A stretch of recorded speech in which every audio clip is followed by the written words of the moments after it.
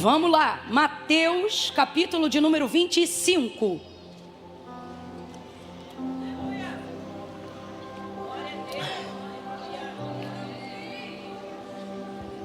Essa palavra está no meu coração nas últimas 2, 3 semanas e eu tento ir para outro lugar, mas eu não consigo. Quando o Espírito Santo sopra uma mensagem, você não consegue se desvencilhar. Se a gente se desvencilhar, a gente para de ser gente e vira mula de Balaão, começa a ser estreitado pelo anjo. E eu não estou aqui para ser mula, eu estou de roupa nova, que isso? Hoje não. E aí a gente obedece, né? Vamos lá? Mateus capítulo 25, quem encontrou, diga amém. Amém. Pronto.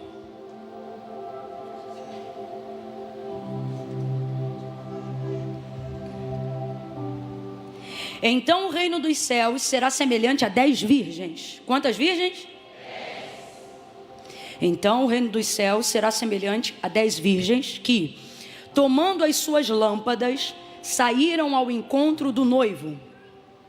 5 eram insensatas e 5 prudentes. Talvez a versão de alguém aqui esteja loucas, né? Tem alguém com essa versão aqui? 5 loucas. Tem alguma versão ainda, além de insensatas e loucas, mais alguma? Nécias, que é louca do mesmo jeito também, né? Então veja, 5 eram loucas, nécias, imprudentes, insensatas, tudo isso. E 5 eram prudentes, sensatas. As loucas, ao tomarem as suas lâmpadas, não levaram azeite consigo, mas as prudentes levaram azeite em suas vasilhas, com as suas lâmpadas.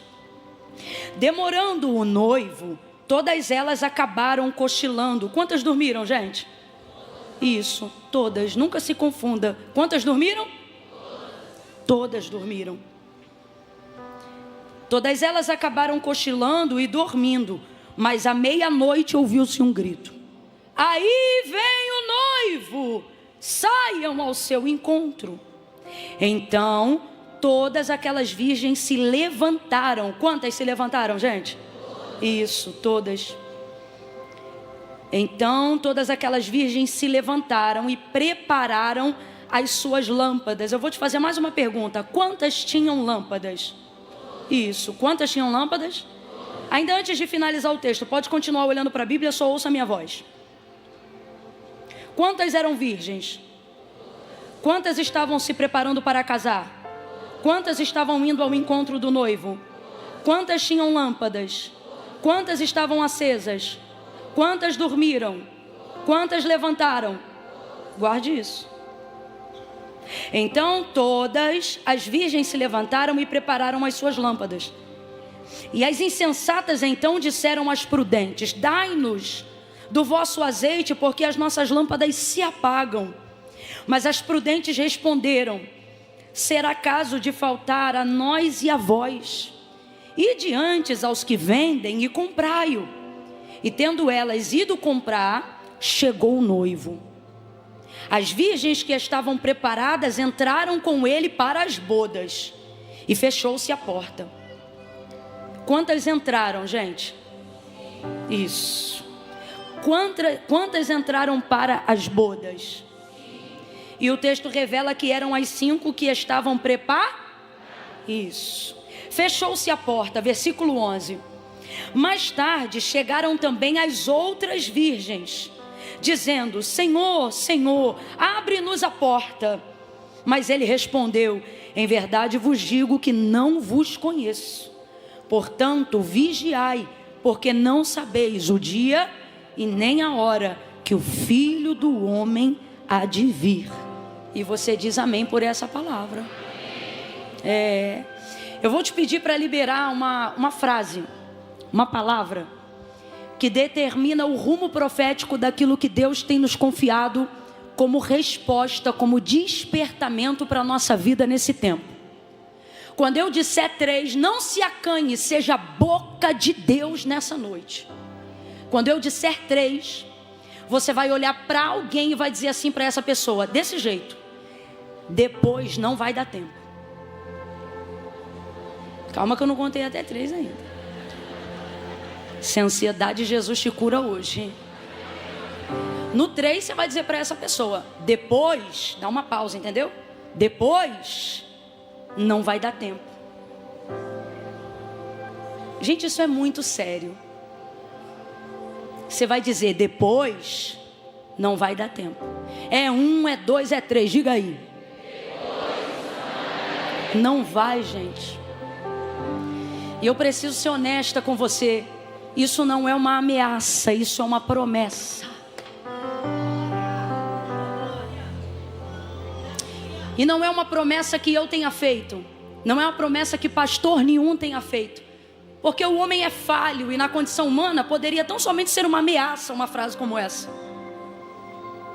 É uma promessa porque foi o próprio Jesus que deixou claro para nós que nenhum de nós sabemos nem o dia e nem a hora. Logo, não podemos brincar com o tempo que temos.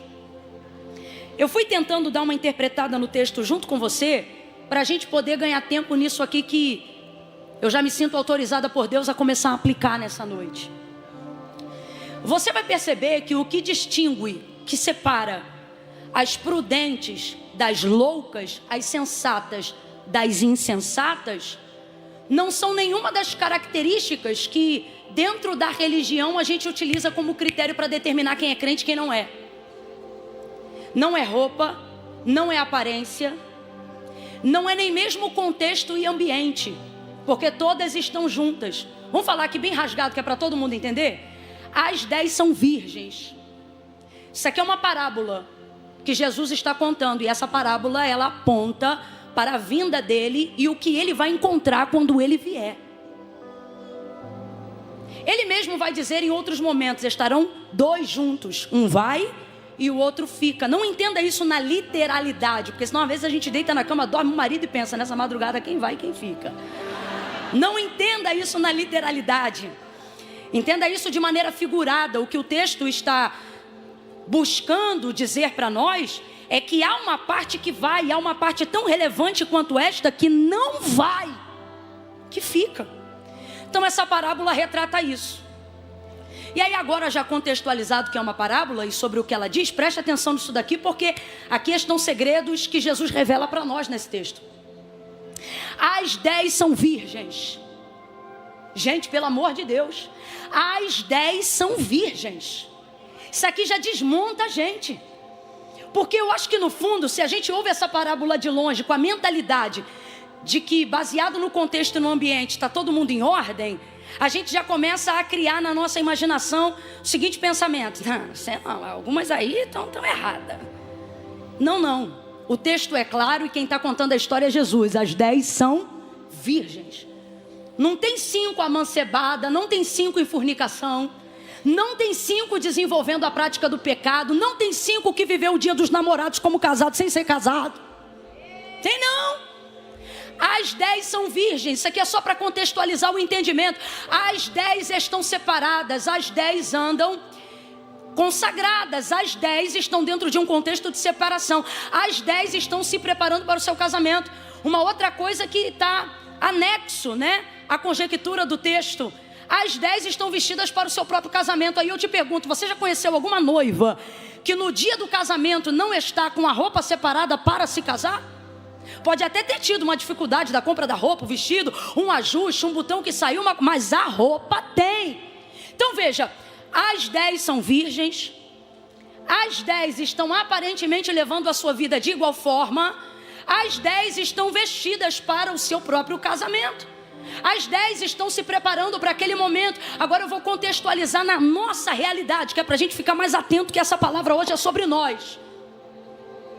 As 10 frequentam culto. As 10 vão à igreja no domingo. As 10 cantam os hinos que são cantados pela igreja. As 10 fecham os olhos quando a oração é feita. As 10 se arrepiam, as 10 choram. As 10 sentem a presença de Deus. Quem sabe as 10 estão na escala de algum departamento da igreja trabalhando. As 10 estão totalmente ambientadas e contextualizadas em todo o aparato necessário para o casamento, desde a aparência até o contexto, até o critério da virgindade, que é mais profundo. Ou seja, nenhuma delas está na prática contínua do pecado. Então vai ouvindo aí, as 10. Aí a gente tem que começar a se questionar em que momento então 5 são consideradas santas, 5 são consideradas sensatas, prudentes, e de repente as outras 5, que são totalmente similares a essas primeiras 5, são de repente loucas. O que aconteceu aqui no texto? Que de repente uma é louca e uma é prudente. Você leu comigo e eu não vou inventar. O texto diz o seguinte, as prudentes levavam azeite em suas vasilhas. Guarde isso.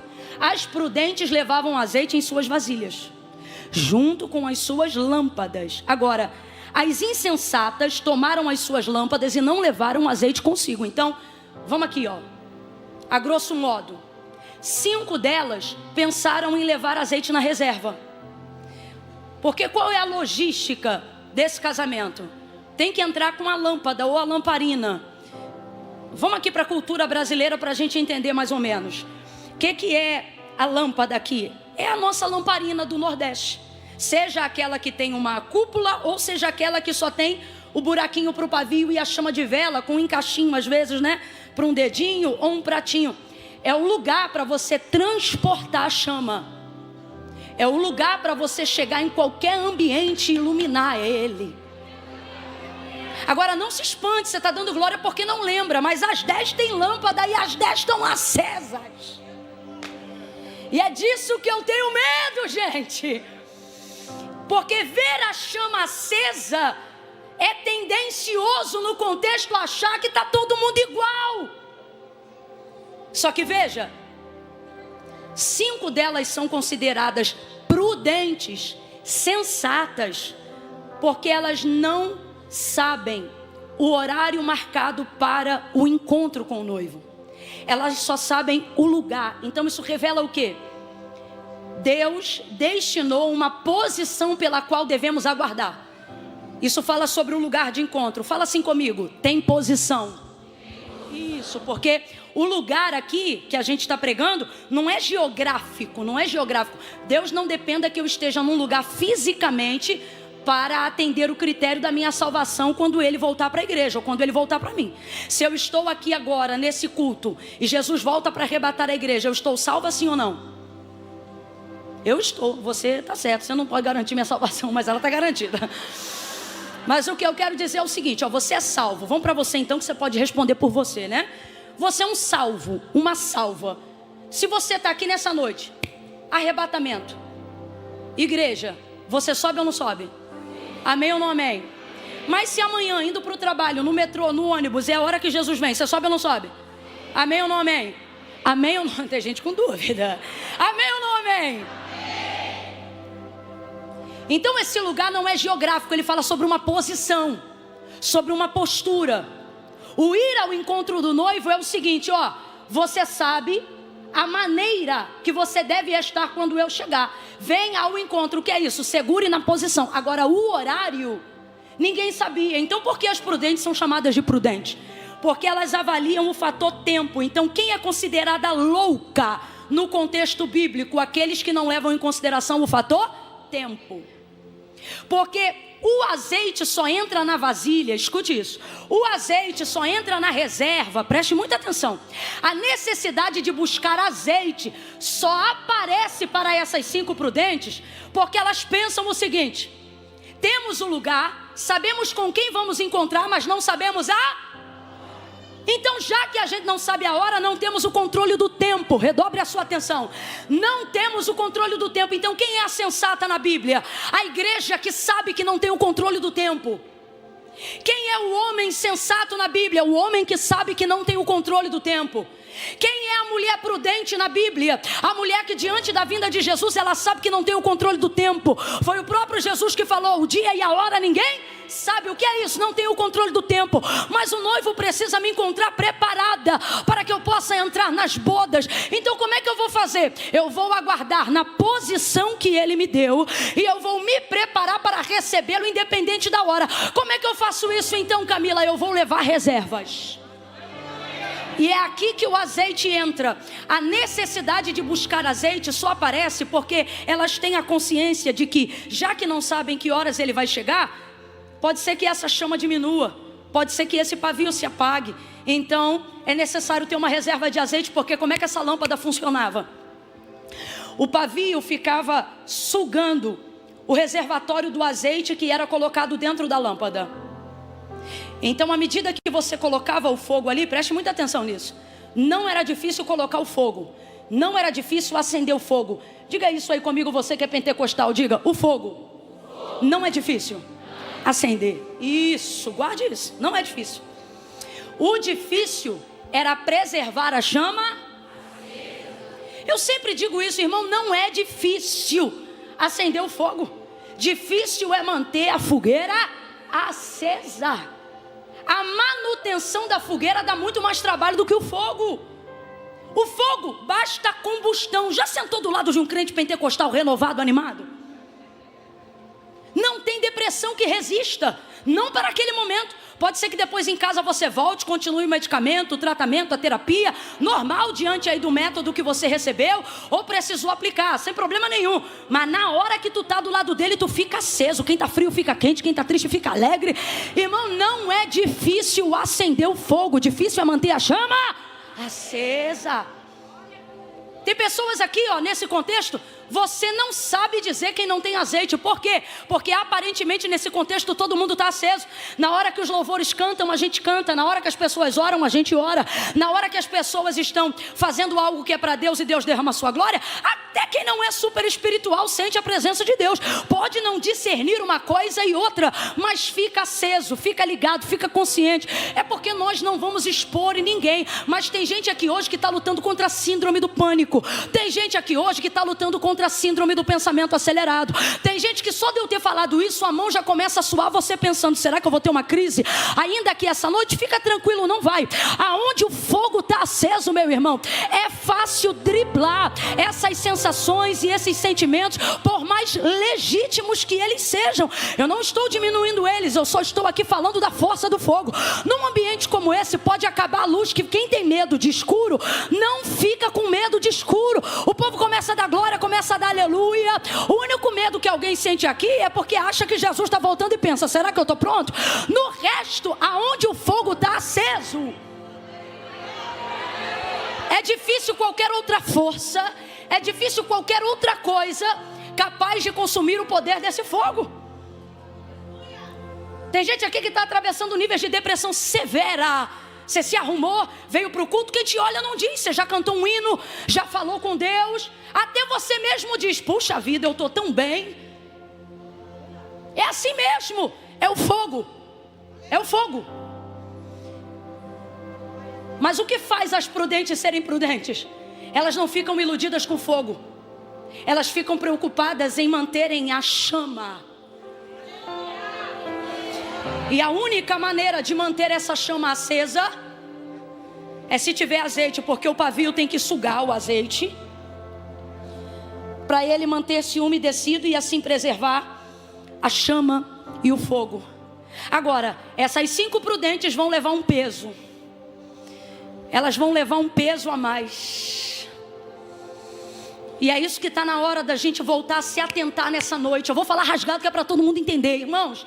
Uma coisa é a graça, outra coisa é essa vida de regalia sem disciplina espiritual. Vamos falar a verdade cá para nós, diante de Deus. Eu não estou criticando ninguém. A primeira a ser moída com essa mensagem sou eu. Eu tenho lutado para carregar vasilhas de azeite, mas eu preciso te falar a verdade. Vamos falar a verdade cá para nós aqui junto. Tá fácil demais. Tá muito mole. A gente consome um rios e já está saciado. A gente viu uma mensagem na internet e acha que aquilo já substitui uma disciplina espiritual. Jejum virou ritual de campanha, uma vez a cada ano. Sabe lá quando faz, quando isso deveria ser uma disciplina espiritual.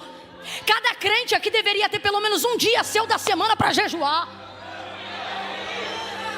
Nossos devocionais são o suficiente para manter a gente no respirador espiritual. Vamos falar a verdade. É 15 minutos de oração para quem consegue orar 15. Às vezes 5 é lendo um capítulo da Bíblia e os outros 10 tentando formular uma oração, porque a mente já está tão agoniada, tão indisciplinada, a dopamina digital já se tornou algo tão frequente na nossa mente, pela barra de rolagem do feed, que há uma dificuldade tremenda no devocional para a gente conseguir formalizar ou verbalizar uma oração diante de Deus, e depois a gente quer que isso sustente a gente. Aí a gente vem para um culto como esse, adora a Deus com as canções, louva a Deus com os hinos, sente a presença de Deus, se arrepia, chora, recebe resposta, ouve de Deus a palavra e depois não entende por que na semana que vem fora da igreja a gente cai de novo, fora da presença fica fraco de novo, se não tem alguém pregando enfraquece de novo, se não tem alguém orando e impondo a mão fica fraco de novo. Por quê? Porque você abandonou as vasilhas para ficar com o pires na mão.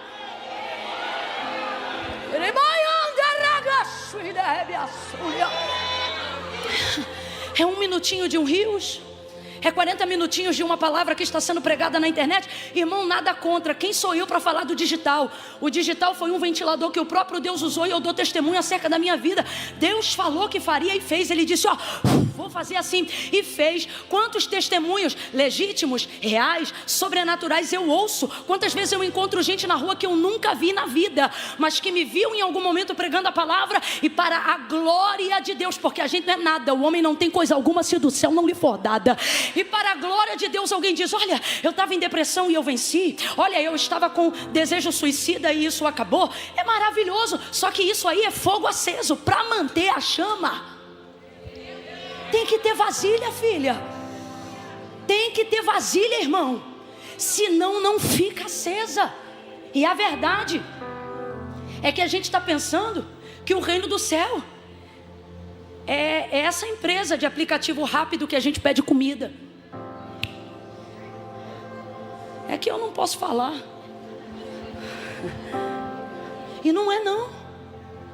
Agora, sabe o que é antagônico a isso? Sabe o que é antagônico? Ou seja, totalmente contrário a essa realidade, apesar do contexto que a gente está vivendo aqui, é que a gente quer encontrar com o noivo.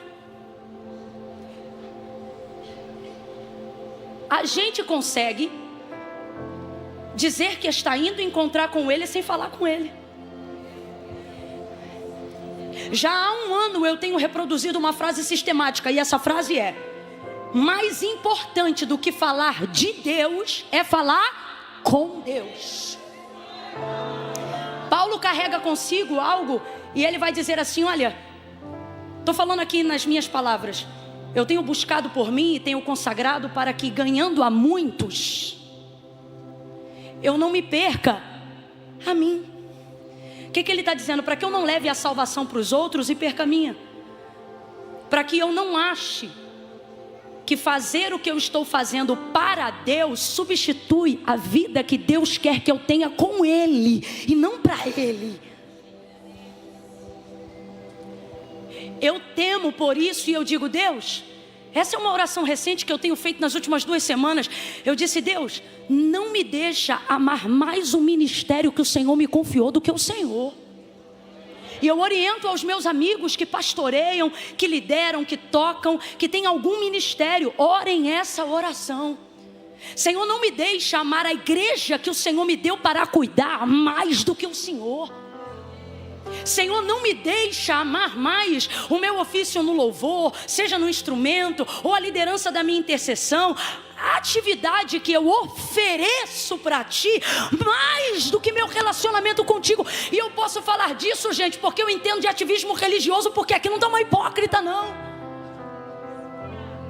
Já houveram dias de só poder dormir 3 horas de sono por noite. E aí eu te pergunto, numa hora dessa, você acha que dá para dar para Deus 1 hora de joelho? Eu estou falando de carne morta, de mente desgovernada.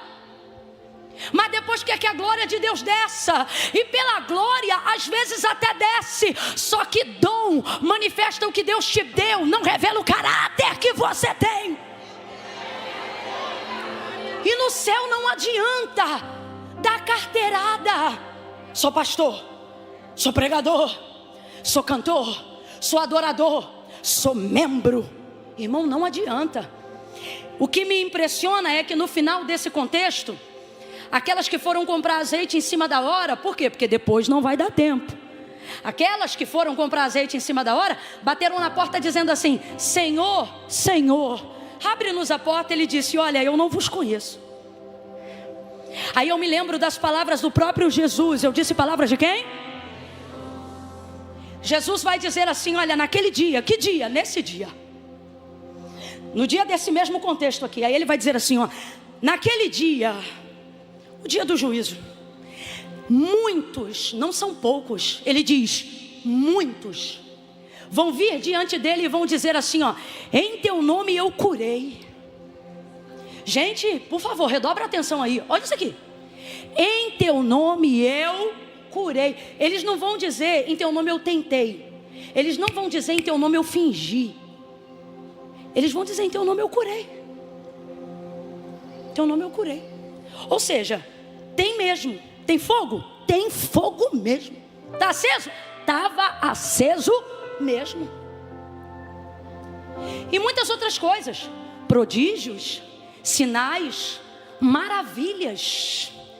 E quais são as palavras que Jesus vai dizer para estes? Apartai de mim para o fogo eterno, porque eu nunca vos conheci. A mesma palavra que as 5 loucas ouviram. Como nunca conheci? Como nunca conheci? Se você bota a mão na cabeça de alguém para expulsar um demônio e você diz assim: sai em nome de Jesus, você conhece Jesus, sim ou não? Então eu preciso levar você a refletir.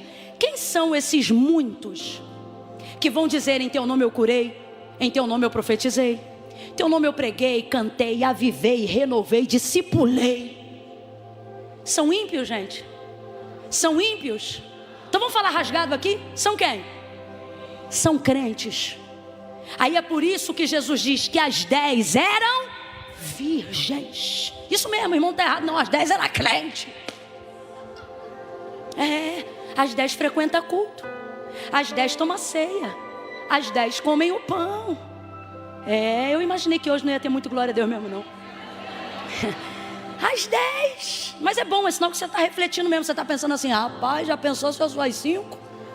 Louca, porque antes você nem pensava nisso. Porque você achava que as outras 5 são translocadas, desviadas, estão na festa, estão no baile. Então não, estão nesse culto.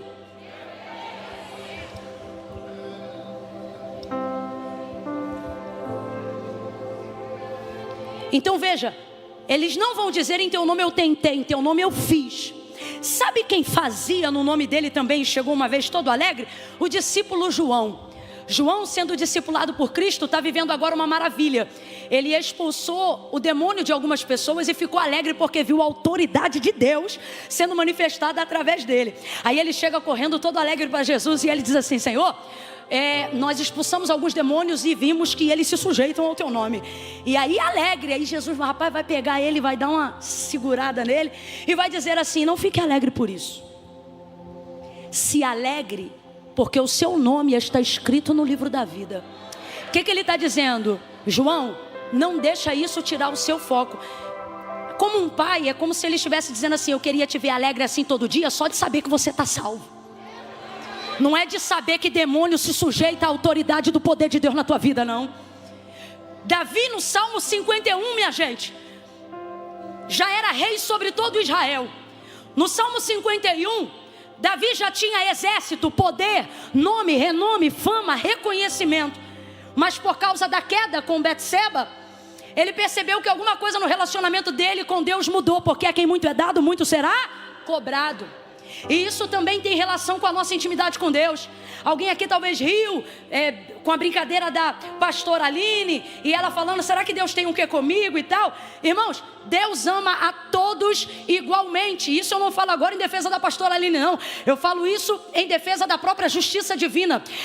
O amor de Deus para com a humanidade foi totalitário e sem exceção alguma. Acepção alguma Deus faz para salvar o homem.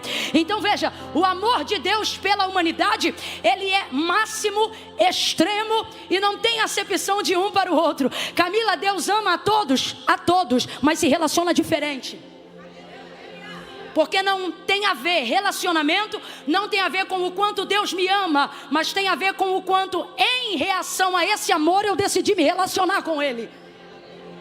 Então você vai sentar nessa cadeira hoje aí e vai dizer para mim que Deus se relaciona com você igual se relacionava com Moisés, com Paulo. Então você está vendo o que Estevão vê todo dia, céu aberto e os anjos de Deus subindo e descendo. Não me irrita. Relacionamento, irmão, renúncia, entrega, decisão. Quem aguenta levar o peso? E se tem alguém aqui que sabe da alegria de levar o peso, é quando você consegue orar um pouquinho mais. E você levanta com o rosto molhado e você diz: meu Deus, por que eu não faço isso todo dia? Verdade ou mentira, gente? Quem não concordar é porque já são as 5 loucas dizendo: não é para mim. Não vem que não tem. Aí Davi entende isso.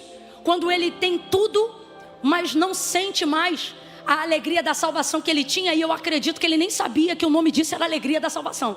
Eu acho que ele deve ter descoberto quando percebeu que não tinha mais. Por quê? Como é que está o exército? Está ok. Como é que está o palácio? Está ok. Como é que está a comida? Está ok. Como é que está o campo? Está ok. Como é que está o reinado? Está ok. Como é que estão as tribos? Está todo mundo ok. Ok. Então sou eu que não estou bem. Por que eu não estou bem? Deus já me perdoou? Já perdoou. Já consagrei? Já consagrei. Já jejuei? Já jejuei. Já orei? Já orei. O que está acontecendo? Ele tinha que pegar mais vasilha, buscar mais azeite, consagrar mais. E foi o que ele fez. E aí, enquanto ele orava, veio o Salmo 51. Porque o livro de Salmos é um livro de orações que se tornou também um livro de canções inspiradas em orações.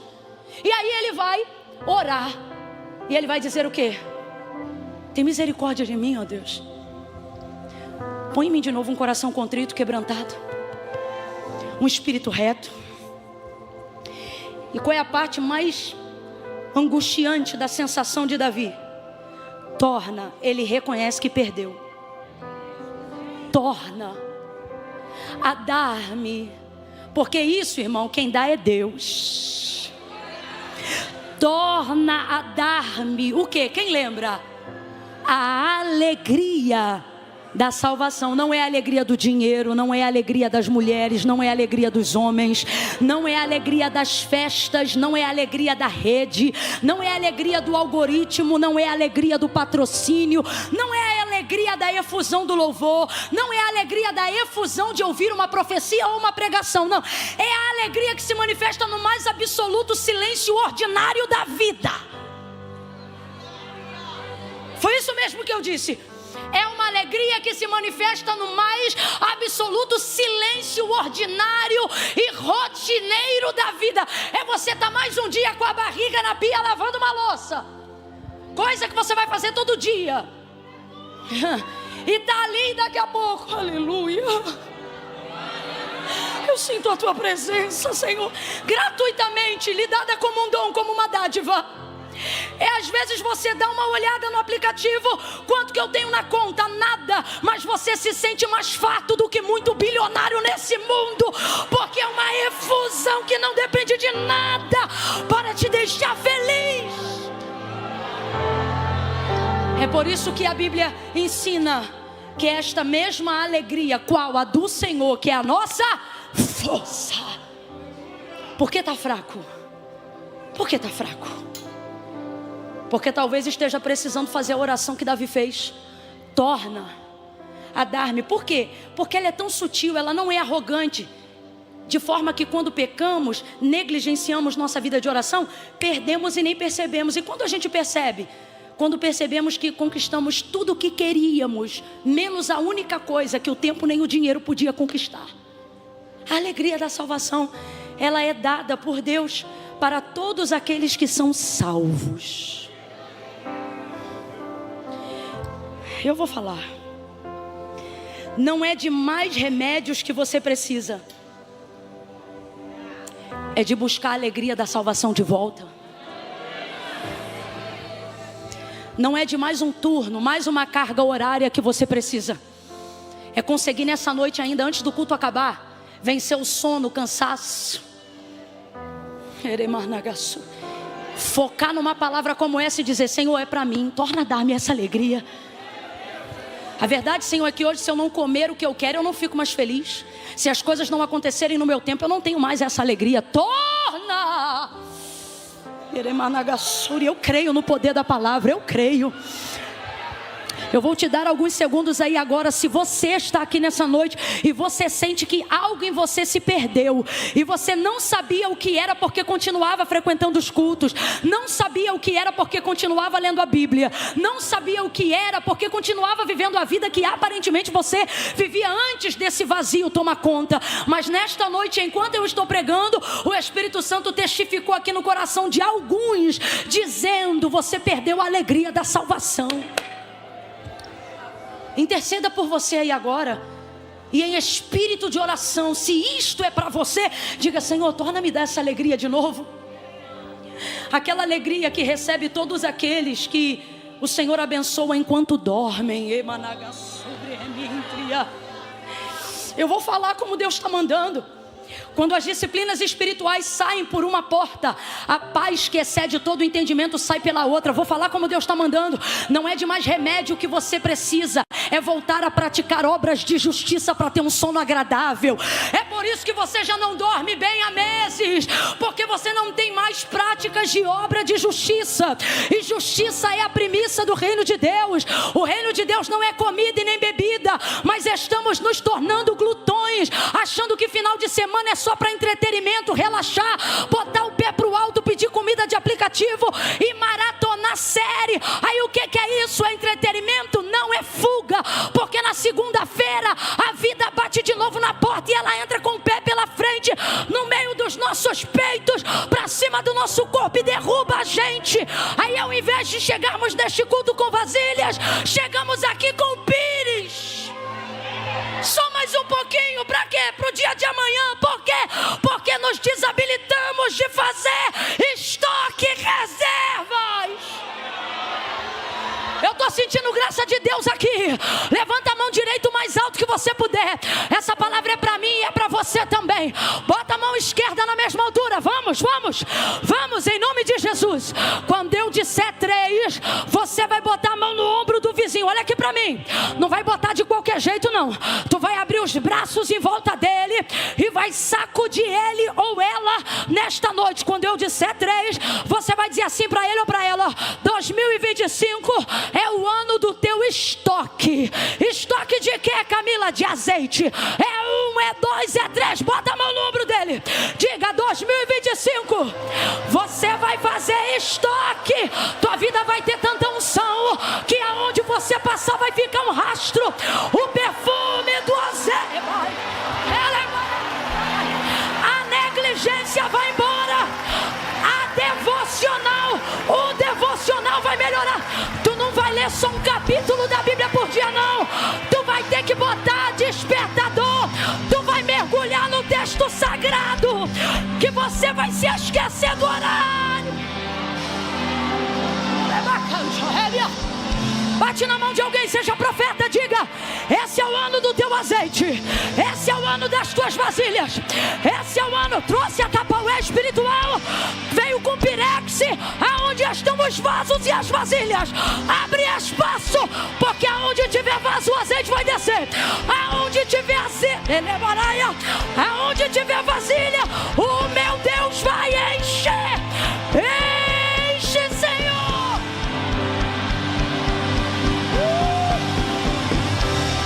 Enche, enche, enche, enche, enche.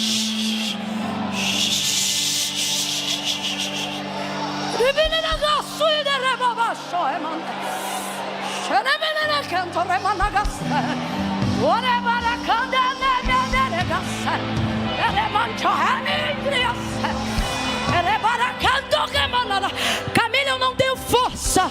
Eu também não tinha. Mas Deus não trabalha com quem tem força. Deus trabalha com quem não desiste. Não desista da sua vida espiritual.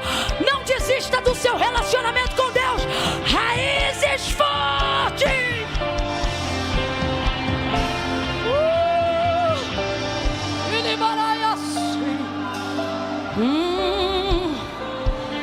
Aleluia. Oh, glória a Deus.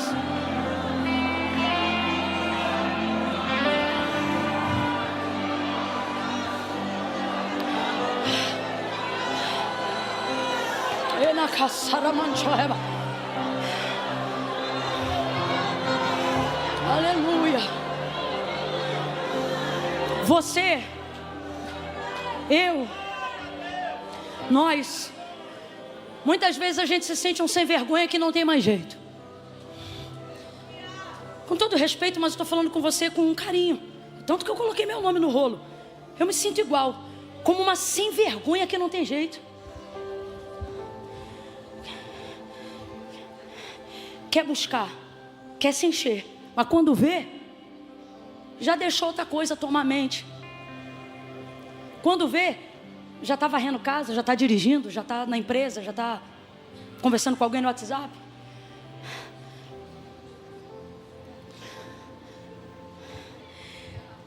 Só que o Senhor nos trouxe hoje aqui para dizer, eu não disse que ia ser fácil, mas vim te animar para dizer que é possível. Aí você diz, Camila, eu não acredito mais em mim, eu acho que eu não consigo mais recuperar a vida que eu deveria ter com Deus. Porque o diabo e a tua consciência, vez ou outra, fazem o seguinte com você, fica fazendo você olhar para trás o tempo todo para você ver o tamanho do tempo que você perdeu. Dizendo para você assim o tempo todo, ó, era para tu ter mais unção. Eu estou pregando aqui e tem alguém dizendo assim, você sabe que teu ministério era assim, era para tu estar ali também.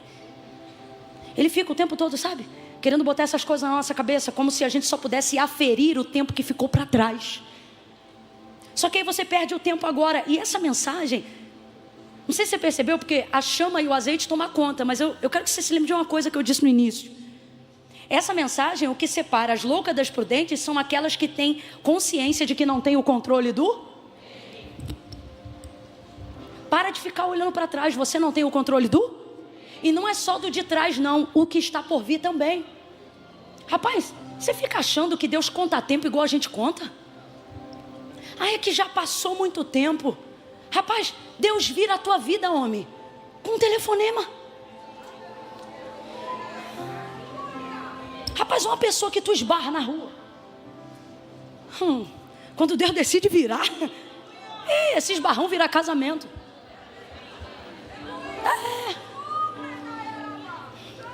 O que eu estou querendo dizer com isso? Porque hoje eu não vim pregar bênçãos materiais, não. O que eu estou querendo dizer com isso? Nosso relacionamento com Deus, Deus está dizendo assim, ó, eu tenho muito mais para te acrescentar no que está por vir do que o que você tem para contabilizar o que perdeu. Não, você não ouviu, eu vou falar de novo. Assim te diz o Senhor, o que eu tenho para te acrescentar no que está por vir não se compara ao que você contabiliza quando pensa no que perdeu. Então, não chore mais lágrimas de remorso. Entregue as lágrimas de arrependimento. Camila, eu gostaria de ter orado mais. Camila, eu gostaria de estar com a minha vida espiritual mais robusta. Camila, eu gostaria que o jejum hoje não fosse mais um sacrifício. Eu gostaria que o sacrifício hoje para mim fosse fazer um jejum tipo de Esther, 3 dias sem comer e beber. Mas não, Camila, de meia-noite a meio-dia já me arrebenta na emenda.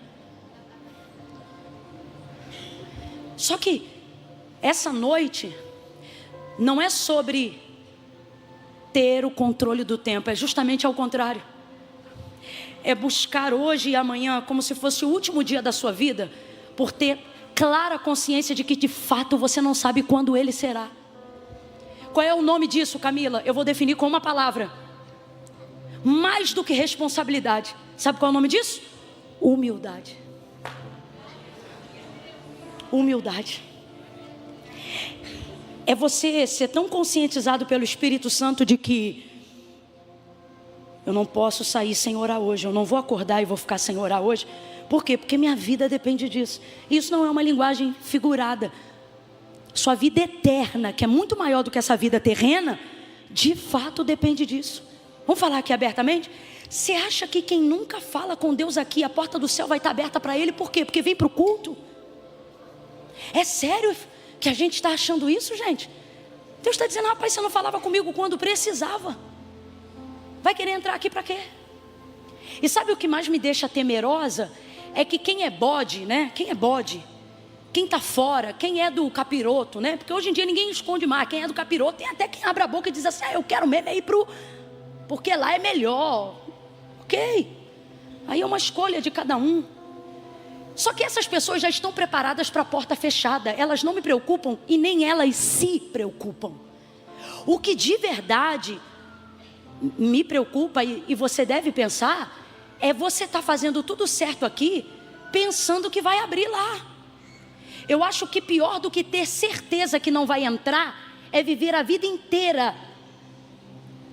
Jesus não vai falar isso não, mas eu estou parafraseando hoje para você entender. E chegar naquele grande dia e você, achando que vai entrar, ouvir algo tipo assim. Sou eu que estou falando isso, tá? Jesus não vai falar isso não. É só para a gente entender. Você quase conseguiu. Gente, só tem uma coisa pior do que saber que perdeu. Achar... Ei.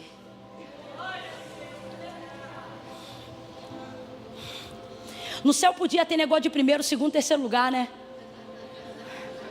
Média, igual escola. Nota, vê se aí no ano. Quanto? 10, vai lá, com louvor.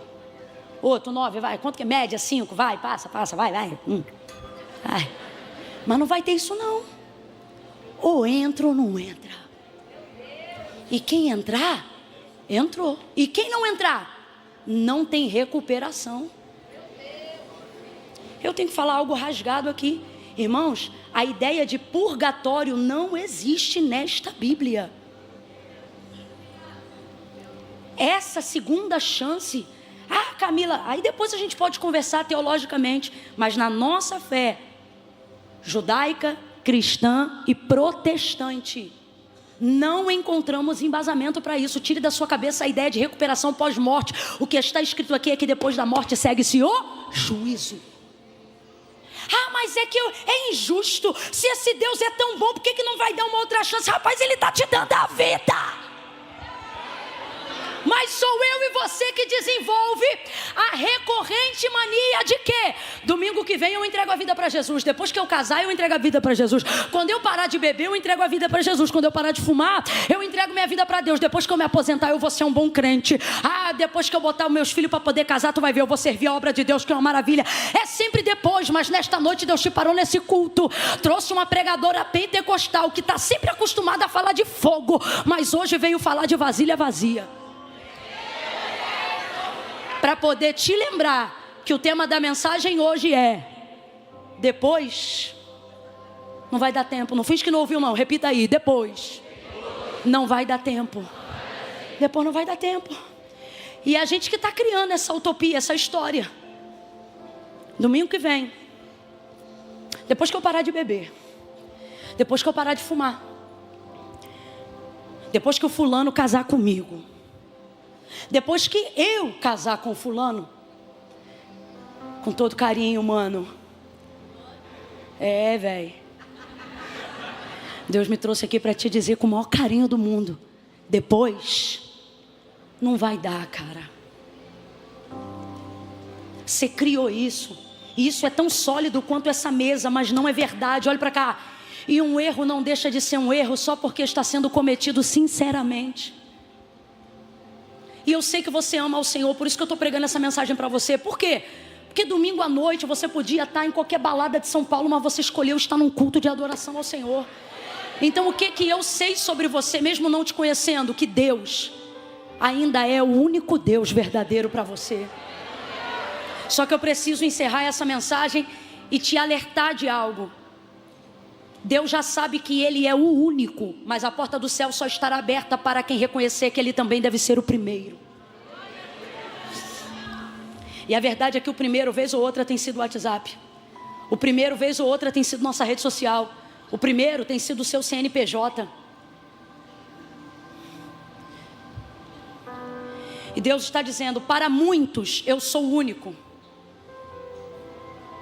mas eu só serei reconhecido naqueles que me puserem como primeiro. Elas entenderam, todas, 5 delas na parábola, estou contextualizando, entenderam que todo o compromisso que elas tiveram tinha que ser bloqueado. Por quê? Porque elas não tinham controle do tempo, e a vida só vai voltar a andar de novo depois que o noivo voltar. Então, qual é a ideia aqui do texto? Qual é a prioridade? Esperar um noivo. Qual é a prioridade? Vamos lá para a gente encerrar junto. Qual é a prioridade? A partir de hoje, meu irmão, quando tu estiver no ponto de ônibus e alguém perguntar assim: está esperando o ônibus? Você vai dizer: não, Estou esperando o noivo. Se o noivo não vier, eu pego o ônibus. Quem entendeu aí, diga amém. A partir de hoje você está lá refogando o arroz. E a pessoa vai dizer assim: e aí, está fazendo o almoço? Não, estou me preparando para o noivo. Se o noivo não vier, eu termino o almoço.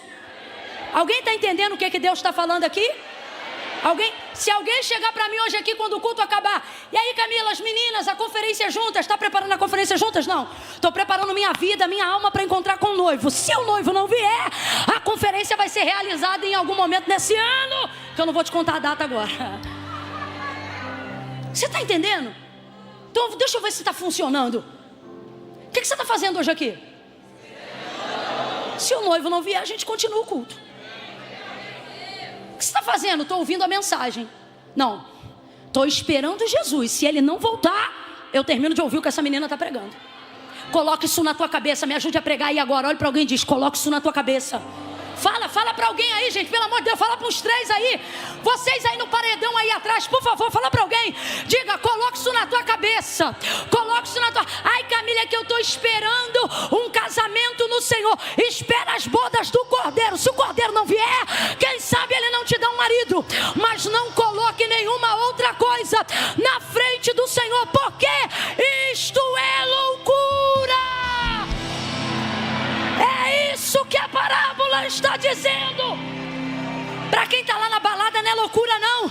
Para quem está lá fora não é loucura não. Mas para quem está aqui dentro, meu irmão, se qualquer outra coisa está destoando da vida que você deveria ter, que é esperar o noivo, é loucura. Está fazendo o que aqui? Batizou para quê? Acorda, igreja!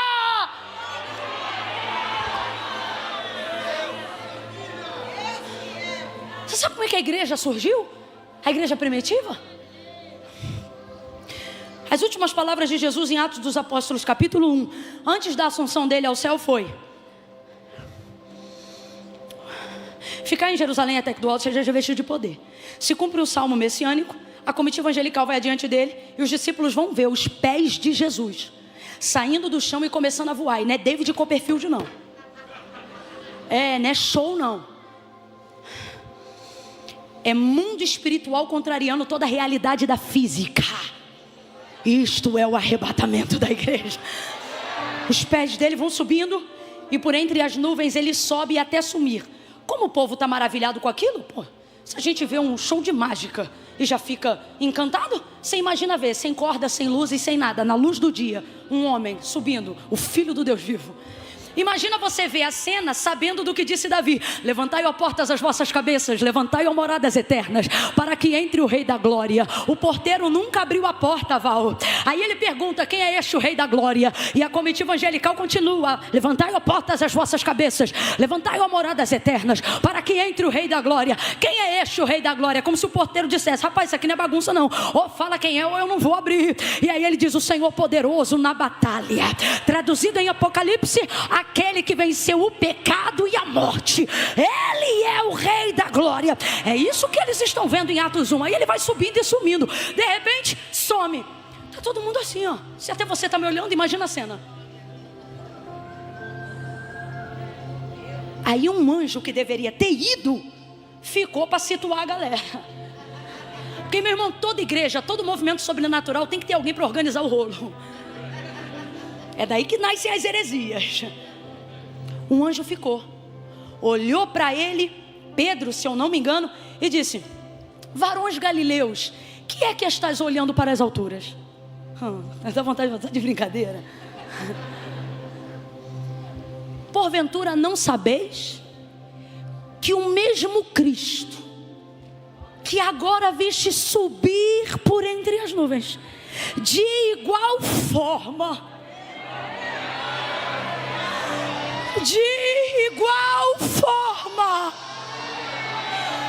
por entre as nuvens descerá.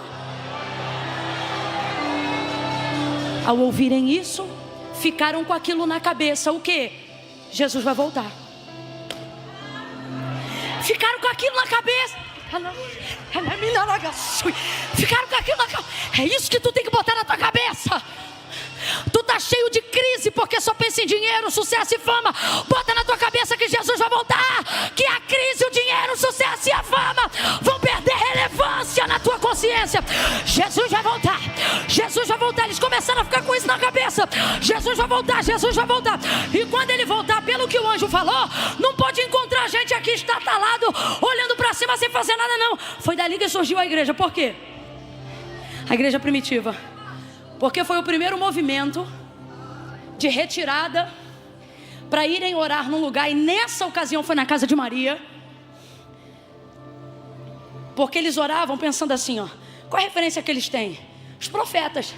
Elias ora sumia aqui, daqui a pouco aparecia lá. Então eles não contabilizaram tempo. Eles sabiam que não tinham o controle do... Todo homem aqui, toda mulher aqui, incluindo eu, que estiver vivendo a vida tentando controlar o tempo, se perderá do único motivo pelo qual a sua vida vale a pena a espera, que é esperar Jesus voltar. Não queremos espera, queremos resposta. Não queremos espera, queremos movimento, entretenimento, avivamento, inventos, encontros, conferências. E tudo isso eu vou falar porque sou igreja e posso dizer, isso é chama, chama, chama, fogo, fogo, fogo. E não continuará aceso se por detrás de nós a porta não estiver fechada, para que Deus encha de azeite as nossas vasilhas. A igreja primitiva tinha isso em mente, Jesus vai voltar. Então eles saíram dali e começaram a orar. O que eles oravam? Eles oravam pedindo direção, resposta, apontamento de como eles deveriam se comportar até que ele venha. Então toda decisão, por favor não perca isso por nada, toda decisão que eles tomavam tinha uma premissa. Qual? Tudo orbitava em volta da vinda de... Vamos fazer isso? Mas se quando ele voltar a gente estiver fazendo isso, a gente sobe? Rapaz, se cada vez que tu quisesse pecar, o altar da volta de Jesus tivesse, a coluna, né, o memorial da volta de Jesus estivesse na sua mente, cada resposta que tu fosse dar no Instagram, no WhatsApp, que você pensasse assim, ó, se na hora que eu estiver escrevendo isso, ele viesse, será que, ei, briga com o marido vai acabar hoje. Não levanta celular não, estou pregando a vinda de Jesus, presta atenção. Imagine se a cada decisão que nós fôssemos tomar, pensássemos assim, tá, eu vou tomar essa decisão, mas isso vai me atrapalhar em alguma coisa na volta. Gente, quanta coisa a gente não ia fazer. Estou mentindo, gente? Ou é só lá em casa que de vez em quando desarranja? Eu já vivi umas discussões já com meu marido. Ai, você discute? E lá em casa a gente ainda tem um debate, né? Porque a palavra... E ele é terrível. Tudo que eu converso com ele termina. E o princípio? Que princípio? Submissão. Aí quando ele me abençoa, e aí eu vou pregar, peço ele, amor, ora por mim, bota a mão na minha cabeça. Não por coincidência, são os dias que eu mais. Aí quando eu volto eu digo, amor, deu muito certo. Me abençoa de novo. Aí ele diz assim, eu te falo, o segredo é submissão. Então, vez ou outra, a gente vive situações, irmã, se Jesus voltar na hora que tu está quebrando um princípio, uma resposta severa, sabe? Vamos falar agora aqui rasgado com os namorados, aproveitando a semana que passou. Olha para aquela rua onde tu está namorando e pensa, se Jesus voltar agora, será que ele me acha nesse breu? Tu não vai namorar aí, garota, sai daí. Você que diz que não consegue controlar. Ai, Camila, que a minha namorada sabe que eu moro sozinha, tem dia que ela apronta. Ela vem aqui em casa e você abre a porta, catiço. Você abre a porta. se na sua mente tivesse assim, ó, Jesus vai voltar. Toda ação que você estivesse para fazer, você iria pensar, se ele voltar enquanto eu estiver fazendo isso aqui, eu vou? Você sabe que não. Não é o que você quer que ele te encontre fazendo. Como ele quer nos encontrar? Com fé. O que é isso? Esperando. A Bíblia diz que tudo é possível ao quê? Tudo mesmo, irmão. Então, pela fé a gente renuncia. Pela fé a gente aguenta o peso das vasilhas. Camila, por que você está falando tanto de vasilhas? Porque o mesmo termo utilizado aqui é o termo de 2 Reis, capítulo de número 4. Acerca de uma mulher que teve um marido falecido e esse marido deixou uma dívida na casa antes de morrer. Aí agora o credor da dívida está batendo na porta e vai levar os 2 filhos dessa mulher como pagamento dessa dívida. E aí ele diz, olha, vou levar os meninos. Aí essa mulher sai correndo ao encontro do profeta Eliseu. Boca de Deus na terra, sucessor de Elias, porção dobrada da virtude, do poder que estava sobre a vida do seu mentor. Elias repousava sobre a vida de Eliseu. Aí ela sai em direção a ele e diz assim, olha, meu marido teu servo era um homem de Deus, temente ao Senhor, ele morreu. Agora o credor está na porta para levar meus 2 filhos como pagamento de uma dívida que o falecido deixou. Aí Eliseu vai dizer assim para ela, declara-me, o que você tem em casa? A mulher na prova, porque se ela achasse que tinha alguma coisa, ela pagava a dívida. Tomada pela escassez, ela diz, eu não tenho nada, a não ser uma botija de azeite. Aí ele diz assim, faz o seguinte, vai a todos os teus vizinhos. Não vai só os que tu gosta não. Não vai só os que você se dá bem não. Vai a... Pede vasilhas. Não poucas, vasos também. Não poucos, mas... Vamos embora gente, para encerrar junto. Mas... Pede muito. Olha para o teu irmão, me ajuda a pregar. Diga para ele, quanto mais melhor. Quanto mais o quê? Vasilha fala de espaço. Então eu vou traduzir para a gente entender e aplicar na nossa vida.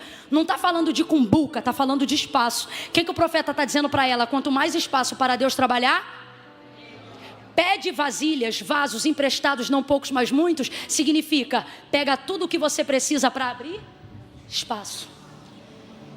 Aí você coloca dentro de casa, fecha a porta. Eu imagino essa mulher, pastora Elisete, chegando em casa assim, ó. Porque a casa já está montada, a casa tem a mesa, a casa tem um lugar das coisas da gente que está arrumado. Sim ou não, gente? É normal isso. Então, para caber tanto vaso e vasilha que não foi projetado para estar lá dentro, eu vejo essa mulher empurrando uma cadeira. Alguém mais vê isso ou eu estou viajando? Para caber, gente, ela está pegando um monte de coisa que não era da casa. Ela está criando um estoque dentro de casa. Então, eu vejo ela empurrando cadeira, eu vejo ela empurrando esteira, eu vejo ela empurrando coisas para o canto para caber aquilo que ela foi buscar. O que ela teve que fazer? Abrir. E não foi pouco espaço não, tem que ter sido... Porque Eliseu disse, vai a todos e pede muito. Então ela teve que abrir muito.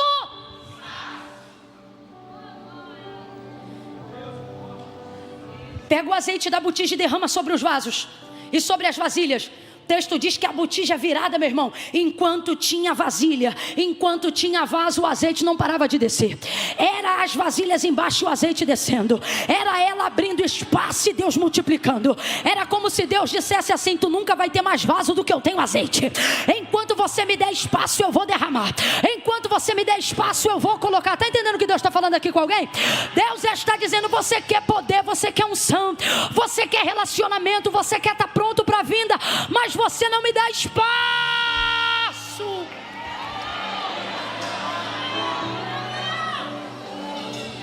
Aí ela diz assim, traz mais um. Aí o filho que estava ajudando diz, acabou. E o azeite parou de descer. Então enquanto tinha vaso, enquanto tinha vasilha, Deus está dizendo, você nunca vai me dar mais espaço do que eu tenho disposição de trabalhar. Camila, não entendi, vai entender agora. Se você der 10 minutos para Deus, Deus vai trabalhar em... Mas se você der 20, Ele vai trabalhar em... Ele está dizendo, eu vou trabalhar de acordo com o espaço que você me... Ah, Camila, mas eu queria mais. Aí Deus olha para você aqui na terra, maratonando a série, e dizendo, eu também, mas você não me dá espaço. E ainda diz que é porque não tem tempo. Só que só hoje o seu telefone contabilizou 3 horas na rede social, contando os pedacinhos durante o dia, entre um pipi e outro no banheiro. Quanta bexiga riada para tratar daqui a um ano? Estou mentindo? Pergunta aí para os médicos. É uma desgraça desse século, é ir para o banheiro e levar o telefone. As coisas acabam e aqui não acaba. Então, fulano, deixa eu te falar. Aí alguém bate, calma aí.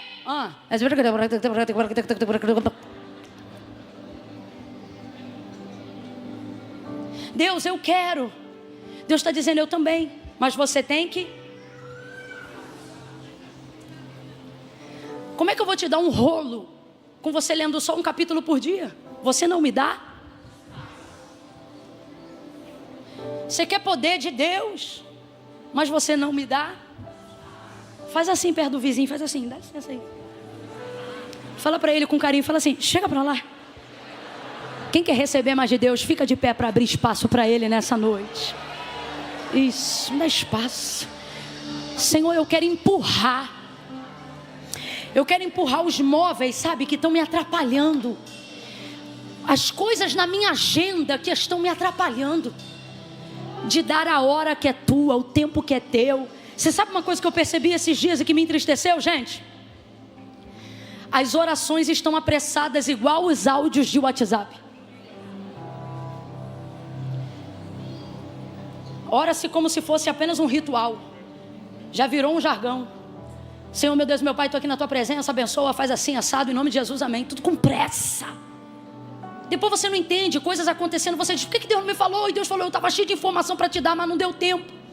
Porque você não me dá? Eu tenho que fazer tudo que você quer no tempo que você dá. Me dá de 15 minutos de devocional. Quando eu estou começando a te entregar o rolo, tu já está em nome de Jesus, amém.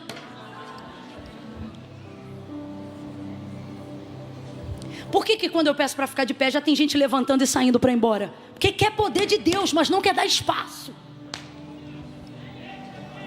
Mais importante do que eu estar pregando aqui, a palavra de Deus, ela é única. É terminar a palavra e dizer assim, vamos orar sobre essa palavra? E aí o que nós vamos orar em cima disso é que vai determinar o teu domingo. Porque eu falando sou eu falando, mas a gente falando com Deus, gente, é outra coisa. Mas não, meu culto tem que caber, Deus tem que caber no meu culto, no meu tempo, no meu jeito. E eu sei que não é todo dia, porque essa igreja é uma igreja ordeira. Aí eu te falo, a gente não aguenta um culto. Tu vai aguentar esperar a vinda de Jesus? Então isso é muito sério, irmão. E se você entende a seriedade desse momento, em espírito de oração, ou seja, de olhos abertos mesmo, comece a pedir isso aqui ao Senhor. Olha, orações são chaves, tá? Estou lhe dando algumas nessa noite. Pedi e não recebeis porque pedi mal, porque não conheceis as escrituras e nem o poder de Deus. Mas quando a gente conhece, a gente recebe. Peça assim ao Senhor nessa noite em espírito de oração. Senhor, em espírito de oração, não preciso te ouvir, é só você e Deus aí agora. Senhor, aumenta meu senso de urgência, de importância da tua volta. Me ajuda a colocar a tua volta na minha vida. Porque a verdade, Senhor, é que muitos dias eu vivo como se o Senhor não fosse voltar. Ou como se fosse voltar num tempo que eu não vou estar mais aqui. Camila, isso pode acontecer? Pode. E para alguns de nós aqui nessa noite provavelmente vai. O quê? Às vezes o Senhor vai voltar só para você antes que Ele volte para a igreja. Então não tem problema, né, Camila? Tem sim. O texto diz que todas dormiram. Haverá um momento na vida de todos aqui. Todos vão dormir. Isso fala sobre a nossa impotência. Não temos o controle do tempo. Quantas dormiram? Quem lembra? Quantas dormiram? Os que estão prontos vão dormir e os que não estão prontos vão dormir também. Os que estão preparados vão dormir e os que não estão preparados também. Agora qual é a diferença? Tem gente que vai dormir em cima de vasilha de azeite. Que é isso? Buscou. Todo o tempo de folga que tinha, ia falar com Deus. Meu irmão, você viu que teve 15 minutos? Vai lá falar com Jesus.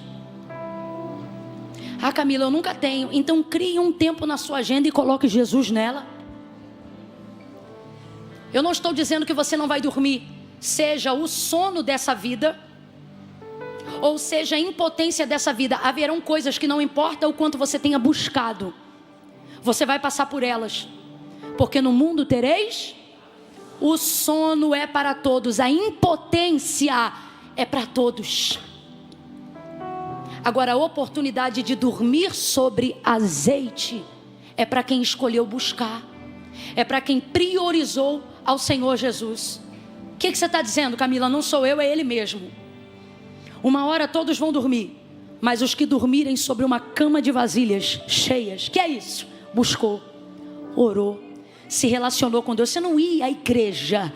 Não, a igreja era só um método para você manter seu relacionamento com Deus. O que você quer é Deus. Tanto é que quando o culto acaba, você continua falando com Deus em casa na segunda, na terça, na quarta, na quinta, na sexta, no sábado.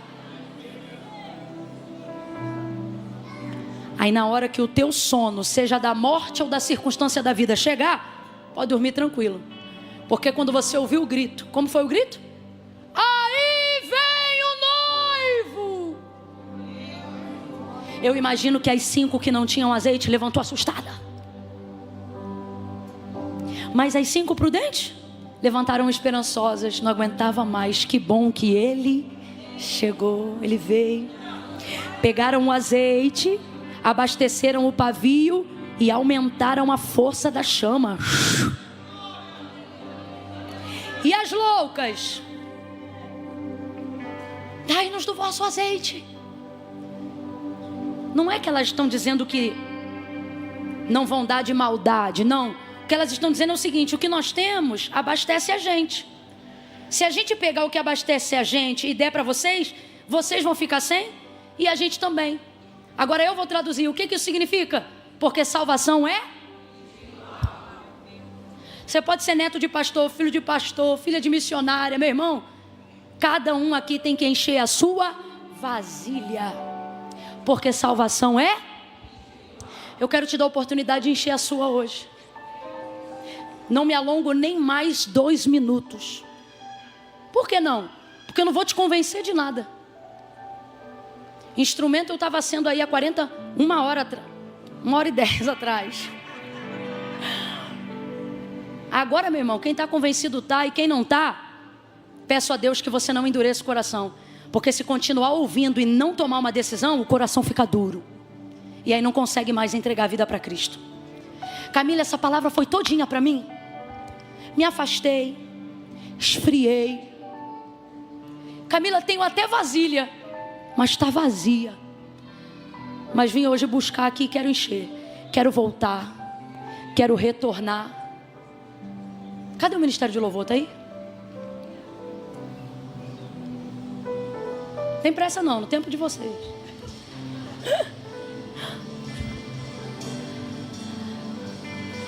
Camila, meu caso é esse aí que você falou lá no início. Hoje não vai dar não, depois. Sabe por quê? Tem que parar de fumar, tem que parar de beber. Camila, quando eu depois não vai dar tempo. É hoje, é aqui e agora. Quando eu disser 3, você vai levantar a sua mão e nós vamos orar por você. Quem vai levantar a mão? Preste atenção. Quem cansou de chorar de remorso e hoje quer chorar arrependimento. E qual é a diferença, Camila, se as lágrimas saem dos mesmos olhos? É que um chora por aquilo que não consegue fazer. O outro, chorando ou não, entende o que precisa fazer, independente do que está sentindo. Camila, eu tenho que fazer, tenho que decidir.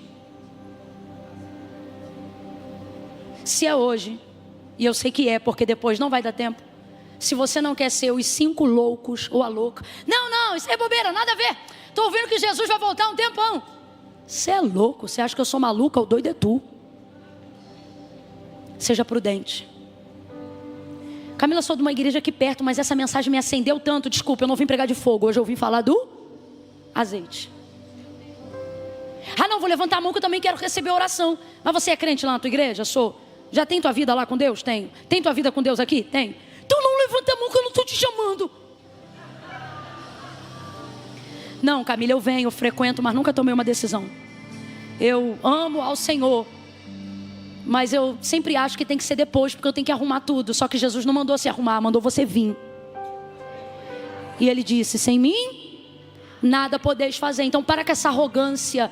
Você acha que isso é humildade, mas é orgulho, mano. Não, eu vou me arrumar primeiro. Não vai, cara, me escuta. É Ele que vai te ajudar. Seja humilde e não louco. Humilde e não maluca. Vou contar de 1 a 3. No 3, vai levantar a mão quem é a pessoa. Sou eu, Camila. 2, a igreja em oração agora, vamos. Camila, sou eu, Deus sabe. Essa foi para mim, foi para mim. Quero tomar minha decisão hoje. Eu vou reconciliar hoje, voltar hoje. Preciso botar minha mente para funcionar para Jesus de novo, para a vinda dele. 2,5, se é você, coragem. 3, levante a sua mão que nós vamos orar por você nessa noite. Só vocês que levantaram as mãos, levante as mãos. Tem coragem de vir aqui na frente encher as vasilhas? Você consegue sair do seu lugar e vir aqui no altar? Você que levantou a mão aí, posso orar por você aqui? Quem tem saudade, volta. Quem está distante, volta.